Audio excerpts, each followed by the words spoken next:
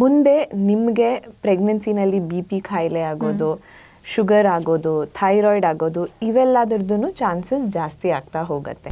ಬ್ಯಾಡ್ movies, serials ನೋಡುವಂಥದ್ದು, ಈ ಥರದ ಆ್ಯಕ್ಟಿವಿಟೀಸ್ ಇರುವಂಥ ಫ್ಯಾಮಿಲಿಯಲ್ಲಿ ಮಗು ಯಾವ ರೀತಿ ಜನಿಸುತ್ತೆ, ಅದು ಮಗು ಮೇಲೆ ಹೇಗೆ ಎಫೆಕ್ಟ್ ಬೀಳುತ್ತೆ? ಹಿರಿಯರ ಕಥೆಗಳನ್ನೆಲ್ಲ ಓದಿದ್ರೆ ಆವಾಗಿಂದಾನೇ ಪಾಪು ನಮ್ಮ ಹೊಟ್ಟೆಲಿದ್ದಾಗಲೇ ಅದು ಕಲಿಯಕ್ಕೆ ಸ್ಟಾರ್ಟ್ ಮಾಡುತ್ತೆ ಈ ಸಂಸ್ಕಾರನ.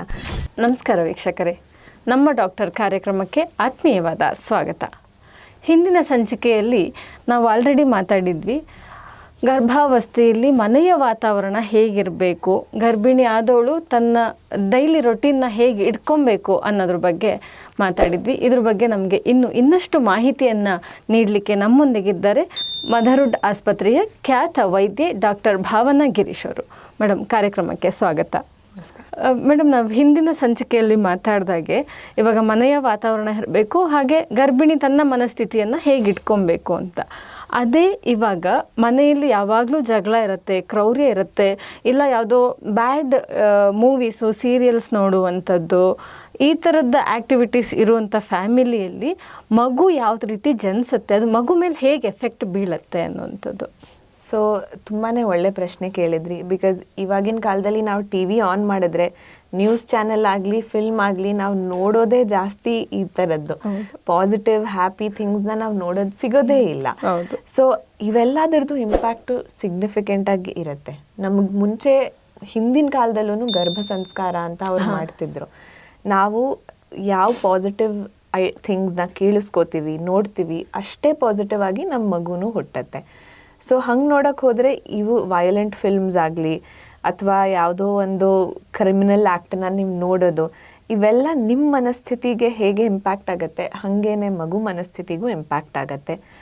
ಮುಂದೆ ನಿಮಗೆ ಪ್ರೆಗ್ನೆನ್ಸಿನಲ್ಲಿ BP ಕಾಯಿಲೆ ಆಗೋದು, ಶುಗರ್ ಆಗೋದು, ಥೈರಾಯ್ಡ್ ಆಗೋದು, ಇವೆಲ್ಲದ್ರದ್ದು ಚಾನ್ಸಸ್ ಜಾಸ್ತಿ ಆಗ್ತಾ ಹೋಗುತ್ತೆ.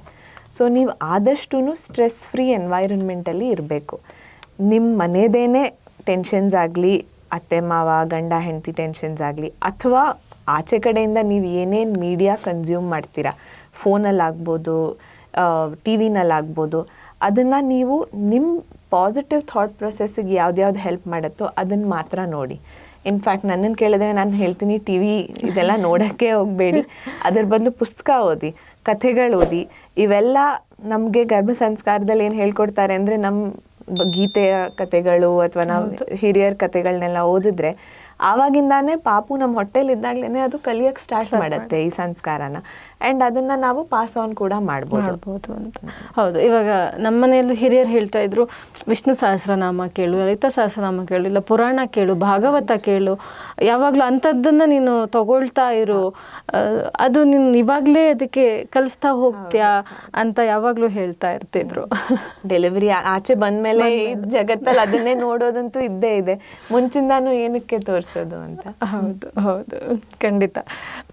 ಇದು ಆ್ಯಕ್ಚುಲಿ ಸಂಸ್ಕಾರ ಅನ್ನೋದು ನಾವು ಅದು ಹುಟ್ಟಿದ ಮೇಲೆ ಅಥವಾ ಒಂದು 5 ವರ್ಷ ಆದಮೇಲೆ ಕಲಿಸ್ಬೇಕು ಅನ್ನೋವಂಥದ್ದಕ್ಕಿಂತ ಗರ್ಭಾವಸ್ಥೆಯಿಂದಲೇ 3 months ನಂತರದಿಂದ ಅಥವಾ ಪ್ರೆಗ್ನೆನ್ಸಿ ಕನ್ಫರ್ಮ್ ಆದಾಗಿಂದನೇ ಈ ಸಂಸ್ಕಾರ ಅನ್ನೋದು ಅಥವಾ ನಮ್ಮ ಸಂಸ್ಕೃತಿ ಪರಂಪರೆಯನ್ನು ನಾವು ಆಗಿಂದನೇ ಅದಕ್ಕೆ ಒಳ್ಳೆಯ ಸದ್ಗುಣಗಳನ್ನು ಕಲಿಸುವಂಥದ್ದು.